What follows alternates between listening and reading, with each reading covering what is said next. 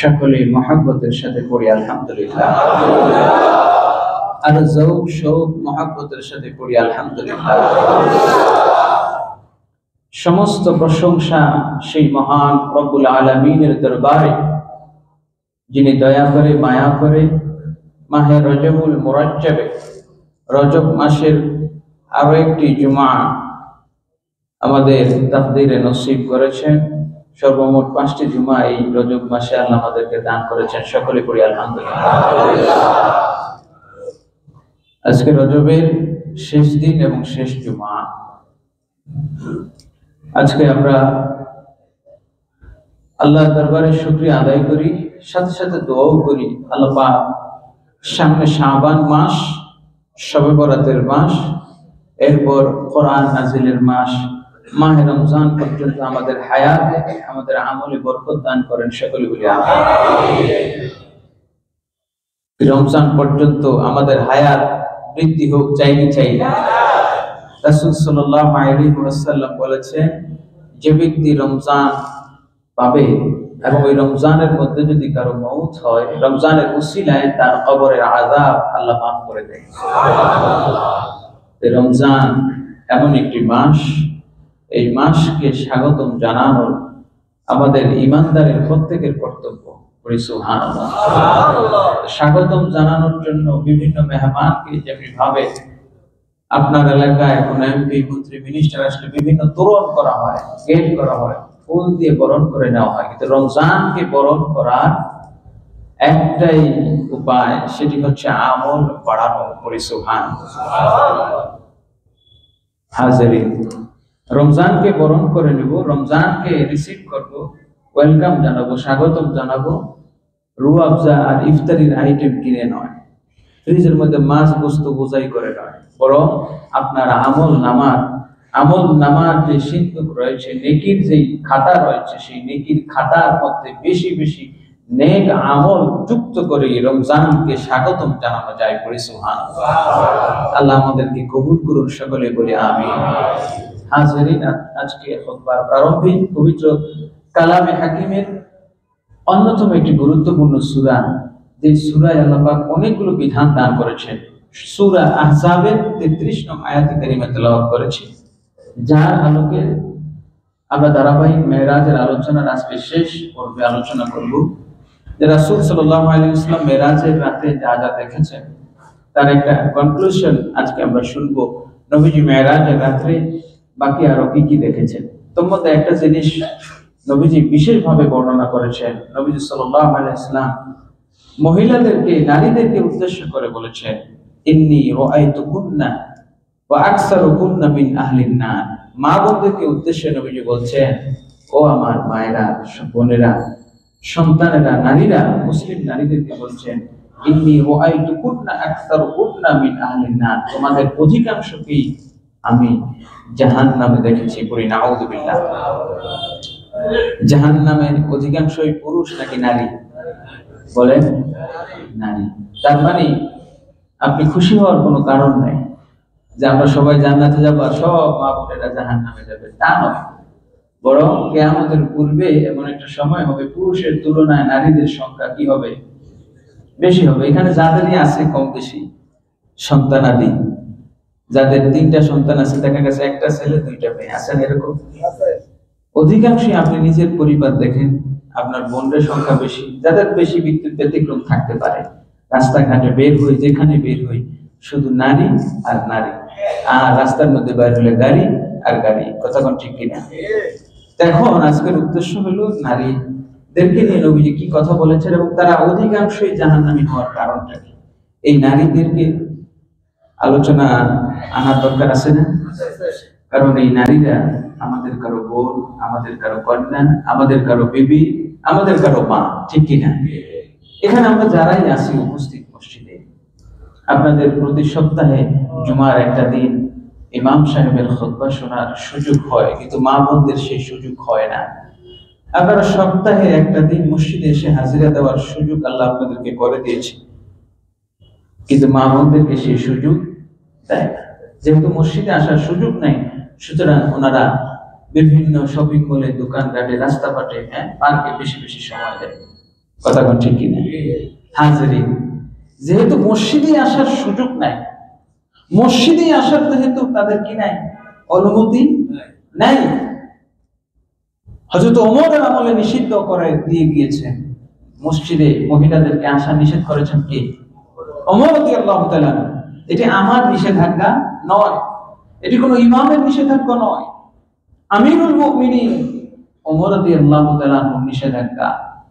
আর তিনি এমন ব্যক্তিত্ব যার কথার আলোকে আমার আল্লাহ 11টি বিধান 11টি আয়াত নাযিল করেছেন। সুবহানাল্লাহ। যে মা বোনদেরকে মসজিদে আসার অনুমতি দেওয়া হয় না, সেই মা বোনেরা পার্কে, দোকান ঘাটে, রাস্তা ঘাটে বিভিন্ন জায়গায় জায়গা আছে। এই জন্যই আমার রাসূল বলেছেন, নারীদেরকে অধিকাংশ জাহান্নামে দেখেছি, তার মানে একজন নারী যখন জাহান্নামে যাবে আপনাকে ছেড়ে যাবে না, কারণ যে জাহান্নামে যাবে হয়তোবা কারো বোন, হয়তোবা কারো কন্যা, হয়তোবা কারো বিবি, হয়তোবা কারো মা। একজন নারী যখন জাহান্নামে যাবে তিনি আপনাকে রেখে যাবে? যাবে? যাবে না। মহিলা মানুষ বড় চালাক। সক্রেটিসের একটা ঘটনা পড়লাম সেদিন। সক্রেটিস তারে যখন ফাঁসি দিতেছে, এথেন্স গ্রিসের ঘটনা, ফাঁসির রায় যখন হলো, ফাঁসির রায় হওয়ার পর তার বিবি খুব কান্না করতেছে। সক্রেটিস বলতেছে, তুমি কাঁদো কেন? বলতেছে, আমি কাঁদতেছি, আপনাকে অন্যায়ভাবে ফাঁসির দণ্ডাদেশ দেওয়া হয়েছে। কি বলেন, এরকম আমাদের সমাজে আছে না? অন্যায়ভাবে নির্দোষকে দোষী করা হয় এই পৃথিবীর আদালতে, কিন্তু আল্লাহর আদালতে যে মানুষ নির্দোষ সে খাঁটি নির্দোষ। দুনিয়ার আদালতে টাকার মাধ্যমে, ক্ষমতার মাধ্যমে রায় বা ফয়সালা কারো বিপক্ষে যেতে পারে, অন্যায় রায় হতে পারে, কিন্তু আল্লাহর আদালতে কখনো সেটার সুযোগ। তো তাকে যখন, তার স্ত্রীকে যখন প্রশ্ন করলো, কাঁদতেছো কেন? বলতেছে, আপনার বিরুদ্ধে অন্যায়ভাবে আপনাকে মৃত্যুদণ্ডাদেশ দেওয়া হয়েছে। দার্শনিক মানুষ তো, উনি এখানে আবার দর্শন খুঁজে বলতেছে, আচ্ছা আমাকে অন্যায়ভাবে মৃত্যুদণ্ডাদেশ দেওয়ার কারণে তুমি কাঁদতেছো, আমার মনে হয় তাহলে ন্যায়ভাবে মৃত্যুদণ্ডাদেশ দিলে তুমি কাঁদতে। কথা বুঝতে পারছেন? অন্যায়ভাবে দিছে দেখে কাঁদতেছে, কিন্তু ন্যায়সঙ্গত ভাবে যদি মৃত্যুদণ্ড দিত তাহলে কি তুমি কাঁদতে? না। যাই হোক, এটা বলার উদ্দেশ্য হলো নারীদের একটা স্বভাব। রাসূল সাল্লাল্লাহু আলাইহি ওয়াসাল্লাম মেরাজের রাত থেকে এসে সাহাবায়ে কেরামদেরকে উদ্দেশ্য করে বললেন, নারী সাহাবীদেরকে উদ্দেশ্য করে বললেন, ইন্নী রাআইতু আকসারুকুন্না মিন আহলিন নার, তোমরা অধিকাংশই জাহান্নামী। হাজিরিন, এর কারণটা কি? আল্লাহ রাসূল সাল্লাল্লাহু আলাইহি ওয়াসাল্লাম তিনটা কারণ উল্লেখ করেছেন। কয়টা কারণ? তিনটা কারণ। এই কারণগুলোর আলোকেই আমরা আজকে মা বোনদের জন্য অনেক কিছু জানার চেষ্টা করব। প্রথম বিষয় হলো যে আমরা যারা পুরুষ আছি, পুরুষ মানে যে সব মহিলাকে জাহান্নামে দিয়ে আমি একা জান্নাতে চলে যাব তা কিন্তু নয়। তাকে জাহান্নামে যাওয়ার কারণে, সে জাহান্নামে যাওয়ার কারণে আপনারও জাহান্নামে যেতে হতে পারে। কারণ একজন নারী যখন শিশু থাকে, এই শিশু অবস্থায় তার দায়িত্ব থাকে তার বাবার উপরে। কথা বলে ঠিক কিনা? একজন নারী তার উপরে সর্বাবস্থায়, জীবনের শুরু থেকে নিয়ে শেষ পর্যন্ত একজন নারীকে আমার আল্লাহ আরেকজন পুরুষের উপরে দায়িত্ব ন্যস্ত করে দিয়েছেন। সুবহানাল্লাহ। সুতরাং সে যদি জাহান্নামে যায় তাহলে জাহান্নামের যাওয়ার কারণ হিসেবে ওই পুরুষকেও জাহান্নামে যেতে হতে পারে। আল্লাহ বলেন, আর-রিজালু কাওয়ামুনা আলান নিসা। ও দুনিয়ার পুরুষ, তোমরা শুনে নাও, কোন নারী যদি জাহান্নামী হয়, কোন বোন, কোন সন্তান, কোন কন্যা, কোন বিবি, কারো মা যদি জাহান্নামে যায়, তাহলে সেই জাহান্নামী হওয়ার কারণ হিসেবে পুরুষ 5 জন তোমরাও জাহান্নামে যেতে হবে। কারণ নারী যখন শিশু ছিল, বাবার অধীনে ছিল, সে কেন জাহান্নামে গেল? বাবাকে জিজ্ঞেস করা হবে, বাবাকে পাকড়াও করা হবে। সে যখন বয়স হয়, বালেগা হয়, সে স্বামীর অধীনে ছিল। কথা বলেন ঠিক কিনা? স্বামীকে প্রশ্ন করা হবে, তোমার স্ত্রী কেন জাহান্নামে গেল? এরপরে যখন সে বোন হয়, কার বোন ছিল, তার বড় ভাই ছিল, সেও দায়িত্বশীল ছিল, তার বোনকে দেখাশোনা। সে যখন মা হয়, তার সন্তান, তার ছেলে দায়িত্ব ছিল তাকে রক্ষণাবেক্ষণ, তার দেখাশোনা, তার দায়িত্ব পালন করা, ঠিক কিনা? এভাবে আল্লাহ রাব্বুল আলামিন একজন নারীকে 5টা অবস্থায়, 5 হালতে 5 জনের দায়িত্ব দিয়ে রাখেন। সুবহানাল্লাহ বলেন। সুতরাং 5 জন লোক যার আছে, সেই মহিলার কোনো চিন্তার কারণ নাই।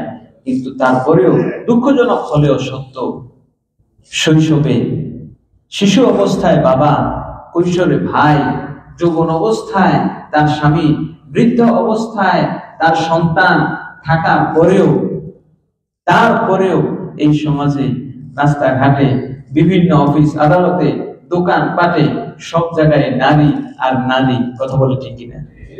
নারীদের চাকরি ক্ষেত্রে কোটা দিতে দিতে এমন অবস্থা, বহুত পুরুষ বেকার। বহু সরকারি প্রতিষ্ঠানে আপনারা যারা জানেন, নারীদের কোটা খালি। প্যারা হাজারিন, আমার এখানে প্রশ্ন হলো, আপনার যে নারীর দায়িত্ব সর্বাবস্থায় পুরুষের, সেই নারীর কি কাজ করা লাগে?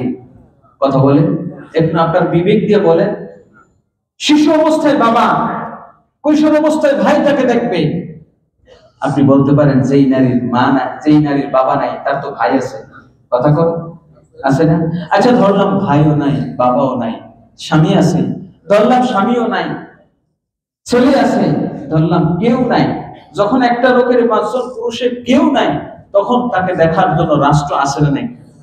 হাজারিন, এতটা সত্ত্বেও আমাদের সমাজে নারীর সমাজ হয়ে গেছে, পুরুষের কোনো অস্তিত্ব নাই। মসজিদে আসলে কিছু পুরুষ দেখা যায়।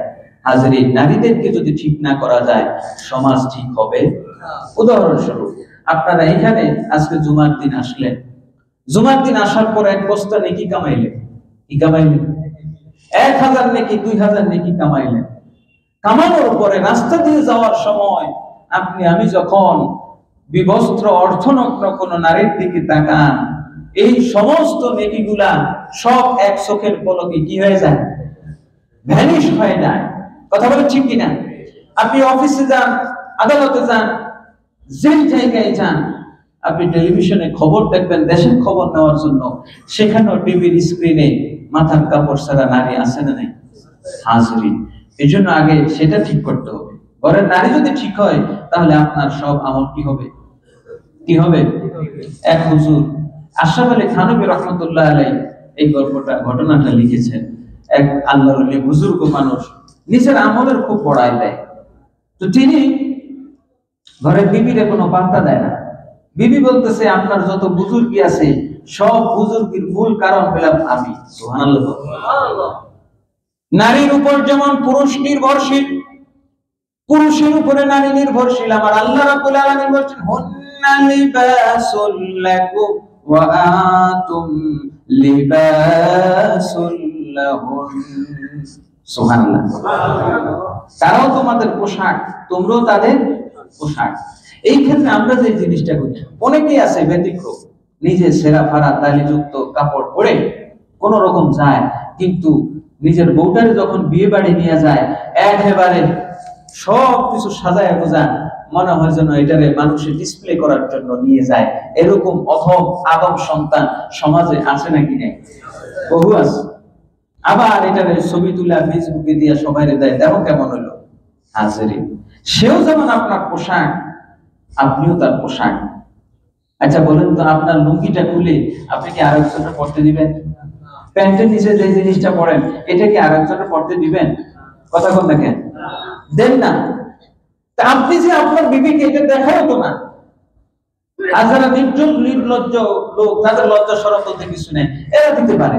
কিন্তু একজন সুস্থ বিবেক সম্পন্ন মানুষ নিজের পোশাক আশাক আরেকজনকে দেয়? বলেন দিবেন? দিবেন না। তাহলে আপনি কিভাবে আপনার স্ত্রী তাকে আরেকজনের সাথে ঘুরতে যান, দেখতে দেন? আপনার কন্যাটাকে আরেক বন্ধুর সাথে কিভাবে তাকে দেন? কিভাবে তাকে দেন? এই যে সমাজে এত কিছু কয়দিন পর পর দুর্ঘটনা ঘটে, তারপরে আমাদের বোধোদয় হয় না। যে বিষয়টা বললাম, আপনার ঘরের নারী ঠিক তো সব ঠিক। আশরাফ আলী থানভী রহমতুল্লাহ আলাইহি তিনি লিখেছেন যে ওই মহিলা বলতেছে আপনার বুজুর্গের সব চাবিকাঠি আমার হাতে। কার হাতে? স্ত্রীর হাতে।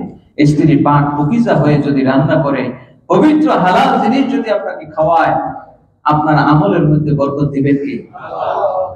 আর আপনি মসজিদে বসে যতই সুবহানাল্লাহ আলহামদুলিল্লাহ ইল্লাল্লাহ পড়েন না কেন, আপনার স্ত্রী যদি আরেক পুরুষের সাথে আরেক জায়গায় করতেছে, আরেক জায়গায় আছে বেপরদা, আপনার মেয়ে, আপনার কন্যা, আপনার বউ বেপরদায় চলতেছে, গুনাহে লিপ্ত আছে, তাহলে আপনার কোনো আমল আল্লাহর দরবারে কবুল হবে না, কারণ আপনি দায়ুস। আপনি কি দায়ুস? আল্লাহর নবী বলেন, আমি যখন জান্নাতে গিয়েছি দেখেছি জান্নাতের দরজার মধ্যে লেখা আছে দায়ুসু লা ইয়াদখুলুল জান্নাহ, দায়ুস ব্যক্তি কখনো জান্নাতে প্রবেশ করতে পারবে। করোনার সময় দেখবেন অফিসারটা তো লেখা ছিল নো মাস্ক নো এন্ট্রি। আপনার মুখে মাস্ক নাই, আপনার কি নাই, আপনি প্রবেশ করতে পারবেন না। আপনি পুরুষ, আপনার কপালের মধ্যে দায়ুস লেখা থাকবে, কারণ এই স্ত্রীকে পর্দা করায় না, স্ত্রীকে ছবি দিয়ে ফেসবুকে দিয়া এরপরে বলছে কেমন হয়েছে, হাজার হাজার মানুষ এটাকে দেখে দেখে বাহাবা দিছে। হাজরিন, বিবির কথায় ওই হুজুরের মানে ওই বুজুর্গের কোন তিনি তাকে মূল্যায়ন করলেন না। বিবি বলতেছেন ঠিক আছে, প্রতিদিন গিয়ে উনি পানির উপরে যায় নামাজ বিছায়া নামাজ পড়ে, বাতাসের উপরে পড়ে। আজকে বিবি কি করছে, ওযু গোসল ছাড়া, ফরজ গোসল ছাড়া খাবার টাবার রান্না করে দিছে, খাইয়ে গেছে নামাজ পড়তে। পানির উপরে আজকে চিন্তা করলে আজকে খুব বেশি করে ইবাদত করবো, পানির উপরে যায় নামাজ বিছাইছে। এরপরে যখন উঠতে গেছে ধপাস করে পানির নিচে করছে, দৌড়ে আসছে। বিবি গো, তুমি যে বলছো আমার বুজুর্গের মূল কারণ তুমি, কারণটা কি? বলতেছে হ্যাঁ, আমি আপনার জন্য যতদিন খাবার পাকিয়েছি, যতদিন খাবার রান্না করছি, আপনার উদরের মধ্যে মুখের মধ্যে কখনো হারাম খাবার যাক আমি এটা চাইনি, বরং যতবার খাবার রান্না করেছি ওযুর সাথে পবিত্রতার সাথে খাবার রান্না করেছি। সুবহানাল্লাহ। হাজরিন, এটা বলার উদ্দেশ্য হলো আপনি যেভাবেই নেন না কেন, গল্প কিংবা ঘটনা যেভাবেই নেন না কেন, আপনার আমার আমলের পরিপূর্ণতার জন্য, আপনার আমার আমলের কামালিয়াতের জন্য, আপনার ঘরের বিবি, কন্যা, বোন, আপনার অধীনস্থ নারী, এরা যদি ঠিক না হয় আপনি কোনোদিন ঠিক হবেন? আপনারা যারা এখানে বিবাহিত আছেন, ধরেন ঘরে যদি বউর সাথে ঝগড়া হয়, আপনার অফিসে আপনার কাজ ভালো হয়? সে যেই কর্মী হোক, যেখানেই হোক, সুতরাং ঘর ঠিক তো সব ঠিক, ঠিক কিনা? এই জন্য আমার আল্লাহ বলছেন সূরা আহজাবের 33 নম্বর আয়াতে, আল্লাহ বলছেন ওয়াকারনা ফি বুয়ুতিকুন্না ওয়ালা তাবাররাজনা তাবাররুজাল জাহিলিয়াতিল উলা, তোমরা তোমাদের নারীদেরকে ঘরের মধ্যে বন্দী করে রাখো। সুবহানাল্লাহ। ঘরের মধ্যে কি করো? এখন অনেকেই বলতে পারেন নারীদেরকে বন্দী করে রাখবে, হায় হায়, কোরআন কি এটাই বলছে? হ্যাঁ, কোরআন বন্দী করে রাখতে বলছে, কিন্তু বন্দী করে মানে শিকল দিয়ে বন্দী নয়, বরং তাকে রানীর হালে রাখতে বলছে। সুবহানাল্লাহ। সুবহানাল্লাহ পড়বেন না? এরপরে আল্লাহ বলছেন ওয়ালা তাবাররাজনা তাবাররুজাল জাহিলিয়াতিল উলা, জাহিলি যুগে নারীদের মতো তোমরা বের হয়ো। এখন জাহিলি যুগ কেমনে বের হইতো? নারীদেরকে এই যে এখন রাস্তাঘাটে আরো 40-50 বছর আগে যারা মুরব্বীরা আছেন, আপনাদের কাছে প্রতি প্রশ্ন করি যে এইভাবে এত রাস্তাঘাটে এত নারী তখন দেখা যাইতো? বলেন, তখন নারী জন্মের হার কম ছিল? নারী তখনও ছিল। এখন 20 কোটি মানুষ, তখন 7 কোটি মানুষ। এখন 20 কোটির মধ্যে যদি 10 কোটি নারী হয়, 20 কোটি মানুষের মধ্যে ধরলাম 10 কোটি যদি নারী হয়, এই 10 কোটির মধ্যে 9 কোটি রাস্তায়। কথা কোন ঠিক কিনা? আগে যদি 7 কোটি থাকতো, তো 7 কোটির মধ্যে ধরলাম 3 কোটি, কিন্তু 3 কোটির মধ্যে 3000ও রাস্তাঘাটে ঘুরতো। কথা বলেন, তাহলে এই যে বের হয়ে আসলো 40 বছরের মধ্যে, এই যে বের হয়ে আসলো, বেরটা করে আনছে কি? ওই যে আমার আল্লাহ বলছেন ওয়াকারনা ফি বুয়ুতিকুন্না ওয়ালা তাবাররাজনা তাবাররুজাল জাহিলিয়াতিল উলা, তোমরা যদি জাহিলি যুগ না চাও, জাহিলি যুগটা যদি না চাও, তাহলে নারীদেরকে ঘরের মধ্যে রাখো। সুবহানাল্লাহ। সুবহানাল্লাহ। দেখেন, যে জিনিসটা দামি, সেই জিনিসটা আপনার স্বর্ণ গহনা, দামি জিনিসটা আপনি কি করেন? সিন্ধুকের মধ্যে ঢুকায় রাখেন। কি করেন? আশরাফ আলী থানভী সাহেব রহমতুল্লাহ আলাইহি তিনি আরেকটা গল্প বলছেন, ঘটনা লিখেছেন যে এক মৌলভী সাহেব তিনি কি করছেন, তার স্ত্রীকে নিয়ে রওনা দিয়েছেন, একেবারে বোরখা টোরখা পরায়া, হুজুরদের বউরা যেমনি যায়, প্রয়োজনে যেতেই পারে, সমস্যা নাই, যেতে হইতে পারে। আপনার সন্তানকে আপনি স্কুল, কলেজ, ইউনিভার্সিটিতে পড়ান, কিন্তু তার সেফটি, তার সিকিউরিটির দায়িত্ব আপনার। সে যদি কোনো গুনাহ করে, সেই গুনার ভাগটা পিতার উপর, ভাইয়ের উপরে যাবে কি যাবে না? কারণ তার সিকিউরিটির দায়িত্ব ছিল আপনার। হাজিরিন, তো একজন সাধারণ লোক তিনি যাচ্ছেন, আরেকজন আলেম তিনি যাচ্ছেন, দুইজন যাওয়ার হঠাৎ করে দুই মহিলা সামনাসামনি বসছে, পুরুষ দুইজন। এখন মহিলা হুজুরের যিনি আলেম তিনি তার স্ত্রীকে পর্দা সহকারে নিয়ে গেছেন, যিনি জেনারেল তিনি তো সাজায় গোজায় নিয়ে গেছেন। এখন সে বলতেছে, জেনারেল লোকের স্ত্রী বলতেছে, দেখো আমরা কত আলট্রা মডার্ন, কত ফ্রিডম, আমাদের কত স্বাধীনতা, আমাকে আমার স্বামী কত স্বাধীনভাবে একেবারে চেহারা খুলে চলার সুযোগ দিয়েছেন, আর তোমাকে তোমার স্বামী একেবারে বেগম রোকেয়ার মতো দুর্গেশ নন্দিনী, একেবারে দুর্গের মতো বন্দিনী করে রাখছে। তখন এবার দেখতেছে যে এক মহিলা আরেক মহিলার ফুসলায়, কি করে ফুসলায়। প্যারা হাজির, আমাদের দেশে এই সংস্কৃতিটা মহিলাদেরকে এই ছোটখাটো পোশাক পরা এই ট্রেডিশন আগে ছিল না। আগে মহিলাদের একটা শাড়ি ছিল কয় হাত? 10 হাত 12 হাত ছিল, ঠিক কিনা কোন? 1000 বছর ধরে 12 হাত একখান কাপড় পেছায় থাকতো আমাদের মহিলারা। মহিলাদেরকে দিয়ে মহিলাদেরকে ধোকা দেওয়া হয়। এই দেশে যখন ব্রিটিশ বড় লাটরা আসতো, তার সাথে করে তারা একটা করে কুকুর নিয়ে আসতো, লাল কুকুর, কাপড় নাই চোপড় নাই, এটা নিয়ে সাথে সাথে ঘুরতো আর সবাই দেখাইতো। এই বউকে নিয়ে রাস্তাঘাটে মানুষকে প্রদর্শন করা, মানুষকে দেখানো, এই বেহায়াপনা, এটি কখনো বাঙালি সংস্কৃতি নয়, ঠিক কিনা? এটি খ্রিস্টানদের, অমুসলিমদের, বিদেশি বেনিয়াদের, ব্রিটিশদের, যাদের কোনো হায়া শরম লজ্জা কিছু নাই। দুরূদ শরীফ পড়ি সাল্লাল্লাহু আলাইহি হাজিরিন। তিনটা বিষয়ের কথা বলেছেন নবীজি, ওয়া তাকফুরনাল আশির ওয়া তাকসুরনাল লা'না, আর মা রাআইতু আকসারুকুম আযহাবা লিলুবির রাজুলিল হাসিন। তিনটা জিনিস ধারাবাহিক আমরা বলবো। তার আগে আশরাফ আলী থানভীর ওই ঘটনাটা বলে শেষ করি। তিনি বলছেন যে এক নারী আরেক নারীকে ফুসলায়। যখন ওই আধুনিক নারী বোরখাওয়ালিকে বলল যে তোমাকে কিভাবে বন্দী করে রাখছে দেখো, ওই ভদ্রলোক, ওই আলেম তিনি শুনতে পেয়ে বললেন যে দেখো, তাকে উদাহরণ দাও, কি যে তোমার স্বামী যে আছে তার সাথে যে একখান ব্রিফকেস আছে, এই ব্রিফকেসের মধ্যে কি আছে এটা যে একদম বগলের কাছে এইভাবে ধরে রাখছে, বলতেছে অনেকগুলো টাকা আছে, বাড়িতে যাইতেছে, এটির জন্য শক্তভাবে ধরে রাখছে।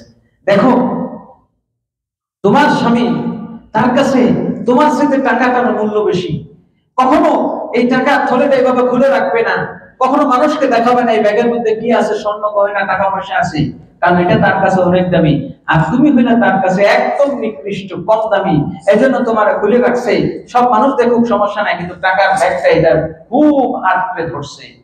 আর আমার স্বামীর কাছে স্বর্ণ গয়না ধন সম্পদ সব চাইতে মূল্যবান জিনিস একজন পুরুষের কাছে তার নেককার স্ত্রী। বলেন সুবহানাল্লাহ। এই জিনিসটাই আমাদের মধ্যে, এই গায়রতটাই নাই, এই গায়রতটা পুরুষের কাছে নাই আমাদের সমাজে। যদি থাকতো তাহলে সাহাবী হযরত আবু উবাইদা রাদিয়াল্লাহু তাআলা আনহু তিনি বলছেন, ইয়া রাসূলুল্লাহ, ইয়া হাবিবাল্লাহ, আল্লাহ কুরআনে নাযিল করেছেন আয়াত, কি আল্লাহ বলছেন তোমাদের কেউ যদি নিজের স্ত্রীকে অন্য পর পুরুষের সাথে দেখে, তাহলে দেখার পর 4 জন সাক্ষী লাগবে। কয়জন? 4 জন সাক্ষী লাগবে। যদি সাক্ষী না রাখে তাহলে কি হবে? তাহলে তোমাদেরকে লিআন করতে হবে এবং উভয়ের সম্পর্ক বিচ্ছেদ হয়ে যাবে। সাহাবী বলছেন, ইয়া রাসূলুল্লাহ, ইয়া হাবিবাল্লাহ, আমি যদি এই অবস্থায় দেখি তাহলে আমি 4 জন সাক্ষী খুঁজতে যাব না। ইয়া রাসূলুল্লাহ, ইয়া হাবিবাল্লাহ, আমি সঙ্গে সঙ্গে আমার স্ত্রীকে সঙ্গে সার করে দেব। সুবহানাল্লাহ, সুবহানাল্লাহ। নবী সাল্লাল্লাহু আলাইহি ওয়াসাল্লাম বললেন, এটাই হলো গায়রত। এটাই হলো একজন পুরুষের গায়রত। আমাদের সমাজে নারীরা যে অধঃপতনের মধ্যে চলে গেল, তারা যে আমাদের সবার কন্ট্রোলের বাইরে চলে গেল, এটা পুরুষদের জন্য লজ্জাজনক। এটা হায়া শরম যদি কারো থাকে, আপনার কন্যা আপনার মেয়েকে আপনি 3000 4000 টাকা দিয়ে 3 পিস কিনে দিতে পারেন, আপনি কি একটা বোরকা কিনে দেওয়ার সামর্থ্য রাখেন না? এই জন্য আল্লাহ রাসূল বলেছেন, জাহান্নামে মেরাজের রজনীতে আমি যখন গিয়েছি তখন অধিকাংশ নারীকে জাহান্নামে দেখেছি। তার 3টা কারণ হলো, এক কারণ হচ্ছে ওয়াতাকফুরনাল আশির, তোমরা স্বামীর অবাধ্য হও। কি হও? দুঃখজনক হলেও সত্য, অধিকাংশ নারীরা কথা শুনে না, কথা শুনে না। যদি বলে ডানে যাও, তখন তারা বামে যায়। হাজিরিন, মা বোনদেরকে দোষ দিচ্ছি না, কারণ এটা মজ্জাগত ব্যাপার। এই যে বাঁকা হাড়ের তৈরি বানিয়েছেন কি আল্লাহ, কিন্তু তারপরেও তাকে বুঝিয়ে শুনিয়ে শরীয়তের গণ্ডির মধ্যে রাখার দায়িত্ব আপনার। কারণ আর-রিজালু কাওয়ামুনা আলান নিসা, নারীর উপরে পুরুষকে অধিকার দিয়েছেন কে? আপনার কথা শুনবে না কেন? সে তো আপনারটা খায়। আপনার কথা শুনবে না কেন? সে তো আপনারটা পড়ে। কিন্তু যদি আপনি তারটা পড়েন, যদি আপনি তারটা খান, তাহলে তো আপনি তার কথা শুনতেই হবে। আল্লাহ আপনাকে দায়িত্ব দিয়েছে, তার পোশাক আশাক খাবার দাবার যা নিত্য প্রয়োজন, মৌলিক অধিকার একজন নারীর, সেই মৌলিক অধিকার আদায় করার দায়িত্ব পুরুষকে দিয়েছেন কে? কারণ আপনি যদি তাকে দিয়ে কাজ করান, আপনি যদি তার ইনকাম খেতে চান, তাহলে তো সেটা আপনার কথা শুনবে না। এই জন্য আল্লাহ রাব্বুল আলামিন পুরুষদেরকে যে দায়িত্ব দিয়েছেন, নারীদেরকে সেই দায়িত্ব দেন না। পুরুষদেরকে বলছেন তোমরা কামাই করবা, নারীদেরকে বলছেন তোমরা সন্তান লালন পালন করবা। পুরুষদেরকে বলছেন তোমরা বাইরে দেখবা, নারীদেরকে বলছেন তোমরা ঘর সামলাবা। পুরুষদেরকে বলছেন তোমরা জুমার নামাজ পড়বা, জুমার 2 রাকাত ফরজ পড়বা, আর 2 রাকাতের বদলে 2টা খুতবা বয়ান শুনবা, আমি 4 রাকাতের সওয়াব দেব। আর নারীদেরকে আমার আল্লাহ বলে দিচ্ছেন, না না, তোমাদেরকে মসজিদে যেতে হবে না, ঘরের মধ্যে যোহরের 4 রাকাত পড়বা। আমি আল্লাহ রাব্বুল আলামিন তোমার স্বামী যে মসজিদে 20 রাকাত পড়েছে, তুমি ঘরে 12 রাকাত পড়েছো, সেই 20 রাকাতের সওয়াব আমি আল্লাহ তোমার 12 রাকাতের মধ্যে দিয়ে দেব। সুবহানাল্লাহ। নারীদেরকে আল্লাহ কিভাবে বরকত দিয়েছেন? কেন তারা ঘরের বাইরে যেতে হবে? আমার আল্লাহ তাদেরকে সব জায়গায় ফ্রিডম দিয়েছেন। পুরুষদেরকে বলছেন তোমরা জিহাদে যাও, মায়ের খাও, মায়ের দাও, বন্দুকের সামনে দাঁড়াও, গুলি করে গুলি খাও, মায়ের দাও, মায়ের খাও, আবার মায়ের দাও। কিন্তু নারীদেরকে বলেছেন তোমরা বাহিরে জিহাদে যাওয়া লাগবে না, তুমি যে সন্তান গর্ভে ধারণ করতেছো, তোমার যে রক্তক্ষরণ হচ্ছে, কোন নারী যদি ওই কষ্টটা অনুভব করে, সবর করে, আমার আল্লাহ জিহাদের ময়দানে রক্ত ঝরানোর সওয়াব তার ওই আমলের মধ্যে দান করে দিবে। বলি সুবহানাল্লাহ। এমনি ভাবে আল্লাহ রাব্বুল আলামিন গোটা সমাজটা নারী পুরুষের ব্যালেন্স সিস্টেম দিয়েছেন, কিন্তু সেই ব্যালেন্স সিস্টেমের মধ্যে ইমব্যালেন্স তৈরি করেছি আমরা। জামাইও চাকরি করে, বউও চাকরি করে, সন্তান রাস্তায় রাস্তায় ঘুরে, ঠিক কিনা? পুরুষকে দায়িত্ব দিয়েছেন বাইরে। এই জন্য আল্লাহ পাক জগতের মধ্যে 1,24,000 মতান্তরে 2,24,000 পয়গম্বর দান করেছেন, কিন্তু একজন আমার আল্লাহ নবী কিংবা রাসূল নারীদের মধ্য থেকে প্রেরণ করেন নাই। নারী হলো ঘরে থাকার জিনিস, আবদ্ধ করে রাখার জিনিস। এটা যখন বের হয়ে যাবে, এটা ঘর থেকে যখন বেরিয়ে যাবে, দুনিয়া সব সারখার করে দিবে। এলপিজি বলেন, সিএনজি বলেন, যত গ্যাসের বোতল, একটা গ্যাসের বোতলের ওজনই 12 কেজি, একেবারে দামি সিলিন্ডারে শক্ত করে এটার মধ্যে রাখে। কারণ যদি এটা একবার ব্রাশ হয়, এই সিলিন্ডারটা আবার টেস্ট করাইতে হয়, ঠিক না? এই গ্যাসটা দামি জিনিস, মাটির নিচ থেকে উঠাইতে হয়, উঠায়া এটা ওই পাকিস্তানে শুনছি নাকি বেলুন করে বড় বড় পলিথিনে করে গ্যাস বেচে। দেখছেন না আপনারা? দেখছেন কিনা? বড় বড় পলিথিনে করে গ্যাস কিনে নিয়ে যায়, ওটা দিয়ে রান্না পেয়ারে হাজারি। এই যে গ্যাস নামক একটা জিনিস বা কেমিক্যাল, দামি দামি পদার্থ, নিমতলিতে অগ্নিকাণ্ড ঘটলো। এই জিনিসটা, এই পদার্থ জিনিসটা হলো দাহ্য পদার্থ, আগুনের মতো। গ্যাস আগুনের মতো না। এইটাকে আপনার সিলিন্ডারের মধ্যে শক্ত করে রাখতে হয়, ভালোভাবে এটা রাখতে হয়, সংরক্ষণ করতে হয়, আবার ঘরের ঠান্ডা জায়গায় রাখতে হয়। যদি কোনো ক্রমে এটা বাস্ট হয়, আপনার ঘর দরজা কিচ্ছু থাকবে। দেখেন না গ্যাসের সিলিন্ডার বাস্ট হলে কি হয়। তো নারী জিনিসটা তো এরকম, যদি একবার এরা ঘর থেকে বাইরে হয়ে সমাজে সব বের হয়, তাহলে রাস্তা ঘাটে দোকান পাটে সব জায়গার মধ্যে গেঞ্জাম গন্ডগোল, ঠিক কিনা? এই জন্যই আমার আল্লাহ বলছেন তাদেরকে ঘরের মধ্যে রাখো। রাস্তার মধ্যে ট্রাফিকের কাজ হলো ট্রাফিক ঠিক করা। এখন সুন্দর করে একজন মহিলা সাজায় গুজায় রাখছে ধরেন রাস্তার মাঝখানে, সবাই সুন্দর করে যাবা, এই সুন্দর মহিলা রেখে দিছি রাস্তার মধ্যে সাজায়া। আচ্ছা বলেন তো, চুর রাস্তার মাথায় যদি এরকম একটা শান্ত মহিলা তারপরে রাখা হয়, গাড়ি ঠিক মতো চলবে না, সব তার গায়ের উপর পড়বে। হাজিরিন, আমরা বুঝি না কোন জায়গায় কি রাখতে হয়। হাইকোর্টের সামনে একটা মূর্তি নিয়ে রাখছে, এটার মানেটা কি আমার বুঝে আসে না। আপনি আপনার কন্যাকে এই যে গোলামানা ভাবে যে দিচ্ছেন, জানি না এই জিনিসটা কোথেকে আসলো। ওই যে বিদেশি বড় লাটরা সাথে একটা লাল কুত্তা রাখতো, লাল কুত্তা বুঝেন তো, কাপড় নাই চোপড় নাই কিছু নাই, পেট খালি পিঠ খালি, বুকের উপরে এক কুত্তা। হাজিরিন, এই জিনিসগুলো সেখান থেকে আসছে। আপনার স্ত্রী, আপনার সন্তান, সে কর্মক্ষেত্রে যেখানেই যাক, কোন শরীয়ত বাধা দেয় না, শরীয়ত সেখানে বাদ সাধে না, কিন্তু শরীয়তের কিছু গণ্ডি আছে। আল্লাহ বলছেন ওয়ালা তাবাররাজনা তাবাররুজনা তাবাররুজাল জাহিলিয়াতুল উলা, তোমরা বের হয়ো না জাহিলীদের মতো। কিসের মতো?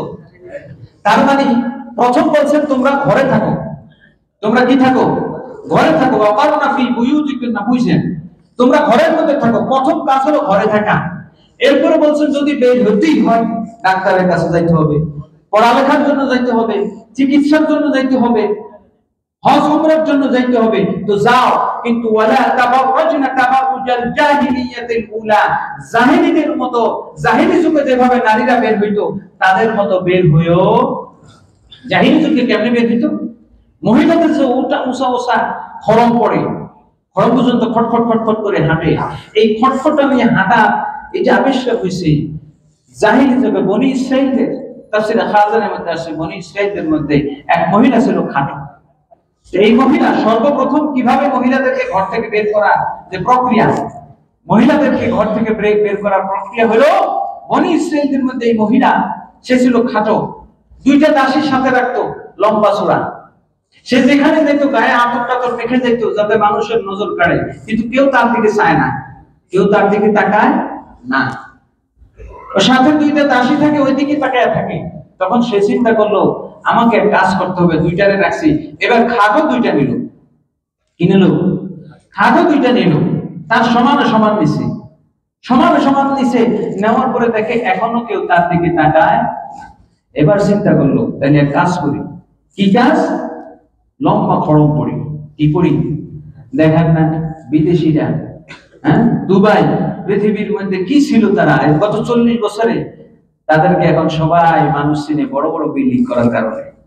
আপনি আমি মনে করি যে যত বড় বিল্ডিং তত বড় বুঝি সম্মানী, যে যত বড় লম্বা সেই কি সম্মানী? না না। তখন ওই মহিলা খড়ম বানাইলো একেবারে যাতে ওই দুইজনের সাথে বেশি লম্বা দেখা যায়, এবং সাজুগুজু করে সে বের হইতো। তাফসীরে খাজানের মধ্যে আসছে ওই মহিলা সর্বপ্রথম যাইতে হইল যেখানে ধর্মীয় সভা হইতো। মুসা আলাইহিস সালাম যেখানে বয়ান করতো ওই জায়গার আশেপাশ দিয়ে ঘুরতো, কারণ ওই জায়গার মানুষগুলোর যদি গোমরাহি করা যায় তাহলে কেল্লা হতে, তাহলে কি কেল্লা হতে। আপনার আমল যদি বিনষ্ট করা যায়, আপনি মসজিদে বসে বসে যত নেকি কামাইবেন, আর একজন বেগানা নারীর দিকে তাকানোর ফলে সঙ্গে সঙ্গে সব চলে যাবে। এই জন্য আমার আল্লাহ বলছেন ওয়ালা তাবাররাজনা তাবাররুজাল জাহিলিয়াতিল উলা, জাহিলি যুগে নারীরা যেভাবে বের হইতো তোমরা সেভাবে বের হইও না।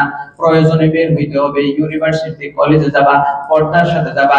আমার বাবাজিরা, আজ থেকে কোন সন্তান, কোন বাবা মা কোন সন্তানের জন্য যদি পর্দার ব্যবস্থা না করতে পারে, ওই বাবার জন্য আমার আল্লাহ জাহান্নাম হারাম করে দিবে। কোন স্বামী যদি কোন স্ত্রীকে পর্দায় রাখতে না পারে, কোন ভাই তার বোনকে যদি পর্দায় রাখতে না পারে, কোন সন্তান যদি তার মাকে পর্দার মধ্যে রাখতে না পারে, ওই সন্তান যতবার হজ করুক না কেন, যত নেক আমল তাহাজ্জুদ করুক না কেন, তারপরেও তার আমলনামা আল্লাহর দরবারে পৌঁছবে না।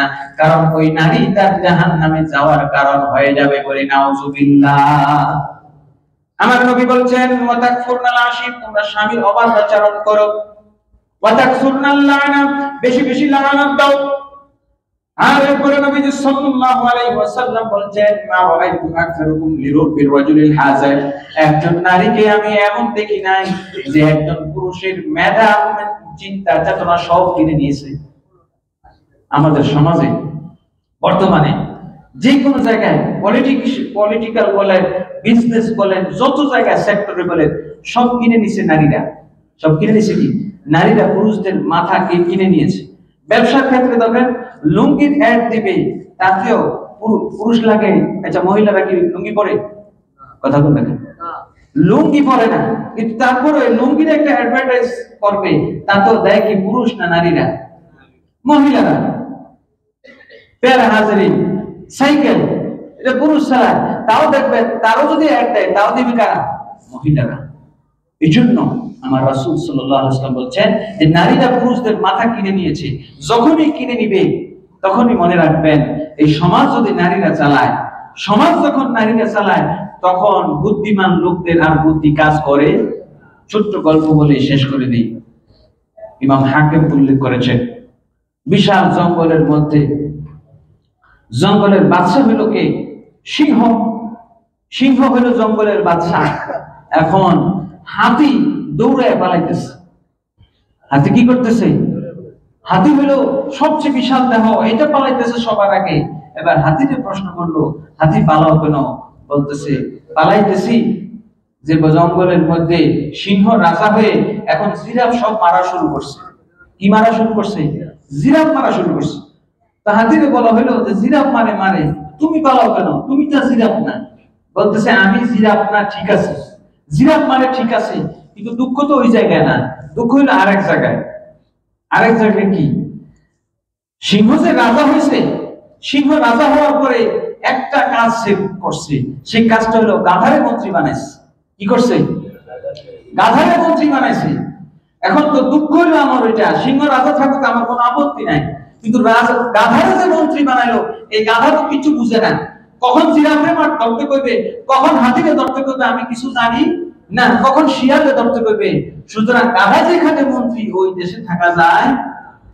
কথা বুঝতে পারছেন? সুতরাং যেখানে এরকম গাধামার্কা লোক থাকবে, যেই পরিবারে নারীকে নেতৃত্ব দেওয়া হয়, দায়িত্ব দেওয়া হয়, যেই পরিবারে, আমাদের সমাজে দেখবেন অনেক জায়গায় মাতৃপ্রধান পরিবার ধীরে ধীরে হয়ে যাচ্ছে। কেন? যেই পরিবারের মধ্যে নারীরা সবকিছু সিদ্ধান্ত নেয়, ওই পরিবারের কোন সিদ্ধান্তে বরকত আসে। স্বামী বিদেশ থেকে লাখ লাখ টাকা পানিতে পাঠায়, কিচ্ছু হয় না, কোনো আয় উন্নতি হয় না। এরকম বহু আছে আমাদের এলাকায়, এরকম বহু আছে। জামাই বিদেশ থেকে লাখ লাখ টাকা মাসে মাসে পাঠাইতেছে, বাড়িতে ঘর দুয়ার কিছুই হইতেছে না। 50,000 পাঠায়, 50,000ই খায় বলায়। আছে না নাই? কারণ বরকত হবে কোত্থেকে? বরকত তো পুরুষের সাথে। বরকত দিয়েছেন আল্লাহ, দায়িত্ব দিয়েছেন পুরুষকে। হাজারিন, এই জন্য আজ থেকে আমরা তওবা করব। আমাদের যার কন্যা আছে, মেয়ে আছে, আমি তার গায়ে একটা বোরখা কিনে দেই, আমি তাকে পর্দার মধ্যে রাখি। যদি পর্দা রক্ষা করতে না পারি, তাহলে এই সন্তানই আপনার জাহান্নামে যাওয়ার কারণ হবে। ওই পুলিশ অফিসারের মতো দুনিয়াও বরবাদ হবে, ঐশীর মতো, তার বাবা মায়ের মতো দুনিয়াও বরবাদ, আখিরাতও কি বরবাদ। হাজারিন, আমরা দেখেছি এই সমাজ এরকম মুন্নির মতো, ওই যে রিফাত শরীফ আর নয়নবর্ণ পটুয়াখালী বরিশালে ফুলদাগার ঘটনা আপনারা দেখেছেন, আরো 8-10 বছর আগের কথা। বলার উদ্দেশ্য হলো এটা, রাসূল সাল্লাল্লাহু আলাইহি ওয়াসাল্লাম বলছেন অধিকাংশ নারী জাহান্নামী। কারণটা কি? এই ছোট্ট একটা ক্ষুদ্র একটা ঘটনা দিয়ে উদাহরণ দেখায় দিচ্ছেন। একজন নারী যদি অধিকাংশ জাহান্নামী হয়, তাহলে অধিকাংশ পুরুষ সবার আগে কি? কারণ একজন নারী যখন যাবে, তাই না কয়জনকে নিবে? 5 জনকে নিবে।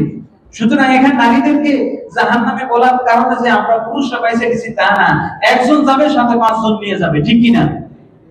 এক মিনিট রিফাত শরীফরে মারছে, নয়ন বন্দ্র মারছে, ঠিক না? ত্রিমুখী সম্পর্ক। সুতরাং নারী জাতটা হলো গ্যাস সিলিন্ডারের মতো, ঘরের কোনায় ঠান্ডা জায়গায় রেখে দিবেন, যখন প্রয়োজন একটু আগুন জ্বালাইবেন, যখন প্রয়োজন নিভায় রাখবেন। এটা যদি ছাইড়া দেন গ্যাস বাইরে হইতে থাকবে, আর যখন একটু আগুন কোনখানে জ্বলবে সব পুড়ে কি হয়ে যাবে।